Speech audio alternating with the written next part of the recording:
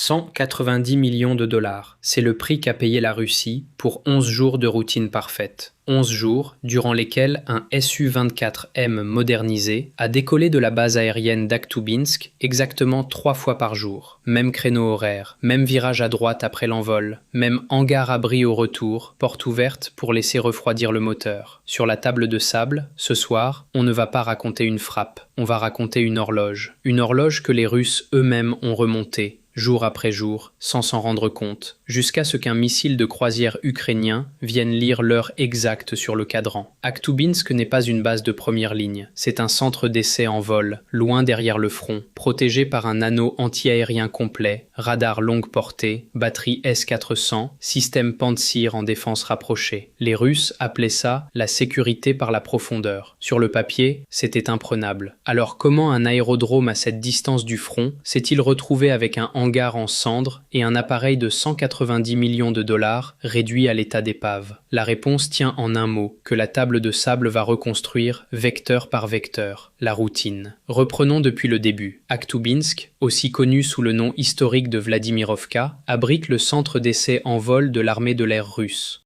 C'est ici que les nouveaux appareils sont testés avant leur mise en service, que les modernisations sont validées, que les pilotes d'essai affinent les procédures. Un lieu de savoir-faire, pas un aérodrome de combat de premier rang. Le Su-24M qui nous intéresse ce soir n'était pas un chasseur ordinaire. C'est un bombardier tactique soviétique modernisé, toujours en service dans l'aviation russe malgré son âge, utilisé pour des missions de reconnaissance et de frappe. Sa présence à Akhtubinsk suggérait un programme d'essai en cours, une nouvelle version, un nouveau système embarqué, quelque chose que la Russie testait loin des regards. Pendant 11 jours, cet appareil a suivi une routine identique. Premier vol tôt, deuxième vol en milieu de journée, troisième vol en fin d'après-midi. Toujours le même virage à droite en sortie de piste. Toujours le retour vers le même hangar abri, celui situé en bordure du tarmac. Un détail a fini par tout changer. La porte de ce hangar restait ouverte après l'atterrissage. Le temps que le moteur refroidisse, disent les procédures standards. Un geste logique, presque anodin. Sauf que ce geste, répété 11 fois, 11 jours de suite, à la même heure, a transformé un abri blindé en cible ouverte. C'est là que la table de sable prend tout son sens. On ne raconte pas ce qui s'est passé en surface. On reconstruit ce que les capteurs, les trajectoires et la géométrie du terrain ont réellement permis.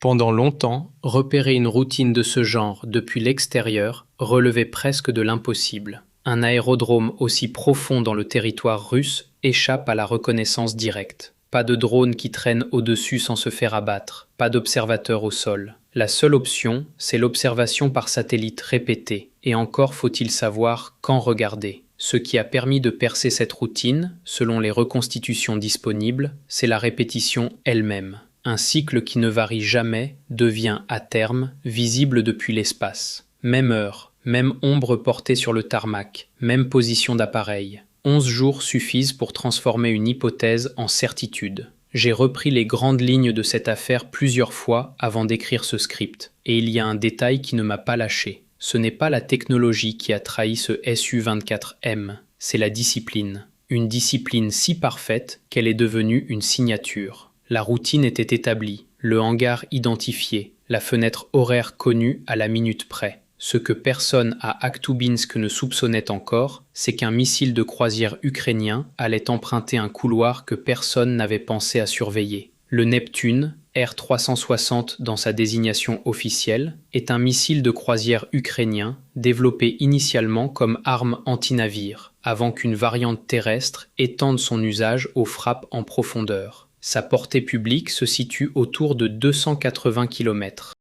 Sa charge, environ 150 kg. Son mode de vol, rasant, au ras du relief, pour rester sous la couverture des radars adverses. Ce missile a rendu célèbre son constructeur en 2022 en coulant un navire de la flotte russe de la mer Noire. Depuis, il a été adapté à des cibles terrestres, avec un profil de vol pensé pour se glisser entre les mailles d'une défense anti-aérienne dense. Sur la maquette, on reconstruit le couloir d'approche tel que la géométrie du terrain le permettait. Basse altitude sur le relief environnant. Entrée par un secteur mort, la zone où la couverture de 2 radars adjacents se chevauche mal, laissant un angle mort exploitable. Et un dernier segment d'environ 7 km passait entièrement sous l'horizon radar, invisible depuis les stations de détection au sol. Ce secteur mort n'est pas un hasard de conception, c'est une conséquence physique. Deux radars, même puissants, ne couvrent jamais parfaitement l'espace entre eux à basse altitude. Le relief masque, la courbure terrestre masque, et un missile qui vole à quelques dizaines de mètres du sol en profite. Reconstruire ce couloir n'a rien d'évident. Sans données de vol officielles, l'exercice repose sur le croisement d'images satellites, de relevés topographiques et de la position connue des batteries anti-aériennes russes. Chaque radar a un rayon de détection théorique, mais entre deux rayons théoriques, il existe toujours un angle réel, plus étroit, plus fragile.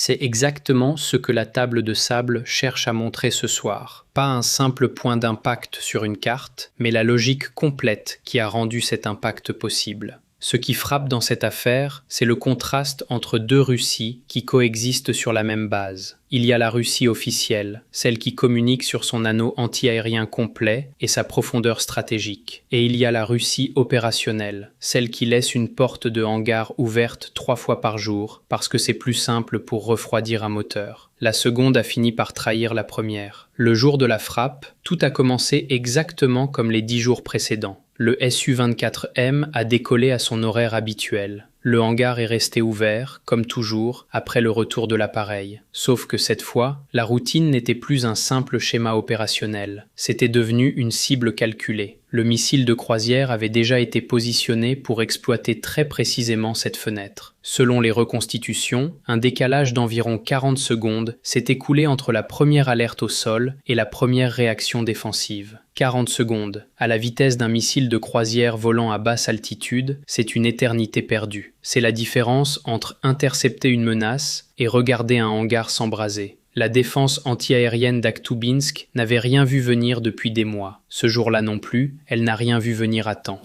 Ce que le hangar contenait au moment de l'impact allait déterminer si cette frappe resterait une frayeur ou devenait un désastre. L'ogive a frappé le hangar-abri directement, pas la piste, pas le tarmac vide, pas une zone périphérique. Le bâtiment qui protégeait le Su-24M, à l'endroit exact où l'appareil se trouvait, selon la routine établie. Le détail qui a tout aggravé, c'est la porte restée ouverte. Un hangar fermé aurait pu contenir une partie du souffle, limiter la propagation du feu, protéger une partie de la structure interne. Un hangar ouvert, en revanche, laisse l'explosion se répandre directement sur l'appareil et sur le carburant résiduel dans ses réservoirs. Ce qui aurait pu rester un dommage structurel réparable est devenu une perte totale. L'appareil, le hangar, une partie des équipements au sol, tout est parti dans le même incendie. Il y a un détail qui reste avec moi depuis que j'ai commencé à reconstruire cette frappe. La routine qui protégeait cet appareil, la discipline, la répétition, le confort d'une base loin du front, est très exactement ce qui l'a condamné. Le feu maîtrisé, les premières estimations sont tombées. Environ 190 millions de dollars de pertes, appareils et infrastructures confondus. Ce que personne à Akhtubinsk n'avait encore compris, c'est que ce chiffre allait devenir un cas d'école dans la manière dont la Russie repense désormais ses bases dites profondes. Comparons les deux camps de cette équation.